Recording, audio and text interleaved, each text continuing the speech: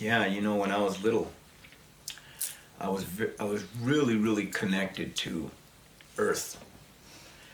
You know, I can sit there and watch a worm slither through a worm puddle and be fascinated. And I think all of us are. When we're little, we have that ability to go places.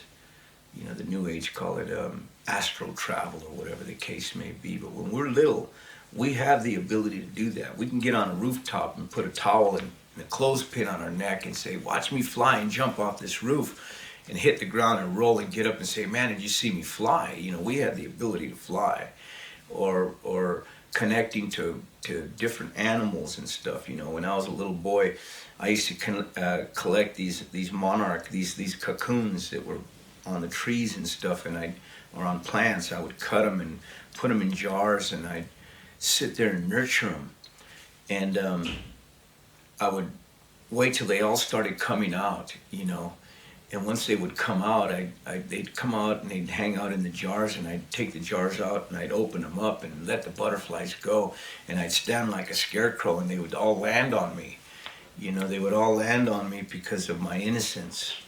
And my mom used to say, what happened to that butterfly charmer? What happened to the one that would charm the butterflies? And it was through life and through transgression and ignorance I lost that ability to charm the butterfly. I lost the ability to see the worm in the puddle. I lost the ability to see creation because of my disobedience. And it created mass separation in my life. And it was sad because I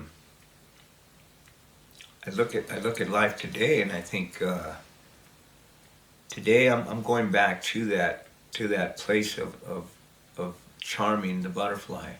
I'm going back to that place of stopping and smelling the rose. I'm going back to that place of seeing my highest good.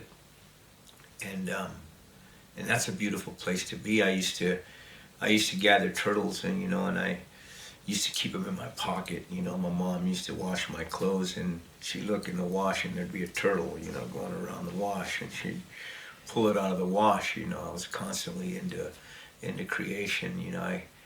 One time she was telling me a story of, I came into the house with a brown paper bag, had it clenched for hours, sweat and dirt, and I says, "Mom, I got to take a bath," and I was one that never wanted to bathe. I was full with dirt all the time, and she's thinking, well, I can't even get you in a bath, let alone you coming in midday trying to take a bath. So she fills the claw tub bath up, and I had my little paper bag underneath the tub, and I told her, "Go on, get out now. I'm going to jump in this bath." And I jumped in the bath and then emptied out the frogs in my tub and just started swimming with these frogs, and she comes in screaming and yanks me out of the tub and, gathers the frogs up, and, and just little things like that, as adults we look at, we wouldn't even think about getting into a tub with frogs, and taking a look at that,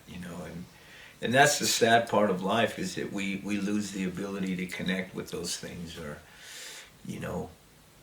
looking at the birth of a bird coming forth through an egg, and looking at how things all work. I used to collect pollywogs and these little things that used to grow legs, and then they'd become the frog and lose the tail, man, and I'd take them through that whole process and be just completely amazed with it. But later on, I got to a place where that didn't amaze me anymore, and I started thinking that, for instance, I needed to grow up, and I think honestly, if we can all stay as little children, and I'll stay connected to that pure energy, we're going to make it. And that's the important part, is staying connected to that pure energy, so we can get through life, and not get caught up in this world of materialism and judgment. That's key. It's amazing, because what I teach is what we were taught in kindergarten and preschool. You don't see color. You know, you learn, you're all working together. You have a snack during the day and you take a nap. You know, and you get up and you go out and play in the playground and do your thing, you know, and explore and develop and magnify your calling and talent. You know, if we can all go back to that, I think the world would be a better place, you know, than to think we have to be somebody that we're not. You know, I remember years ago when I got into the gang world, it was always going out there to prove a point, you know. I remember when a friend of mine got killed in a gang fight and got stabbed to death, you know. I was there with him. We were all fighting in the middle of the street and watching, you know, when he came to the car, I asked him to stay in the car that night. We hit a tree and it was just a lot of chaos, and I said, stay in the car, you know, and we got out there and started sparring with these people, and the cops came, and when he walked up to the car, he had been stabbed, and I remember when he was trying to get into the car, and I grabbed him and didn't realize what was going on until I looked at the blood on my hands, and I looked at the blood coming out of his mouth, and I laid him down, and I tried to keep him alive, but he took the journey right there on the side of the road. And when you see the life come out of a human being, and you see this film go over the eye, and the spirit's not there anymore, you know that they're gone. They're heading to another realm. And I think those kind of things that took place in my life helped me understand that those realms do exist. You know, they do exist. And we are all going to take the journey. We are all going to go back to a place of spirit, enlightened intelligence, and we're going to learn more. But to me, it's important that we overcome all things in this three-dimensional realm. It's important that we overcome even life itself. And once we do so, we can become masters of creation. But if we can't get there,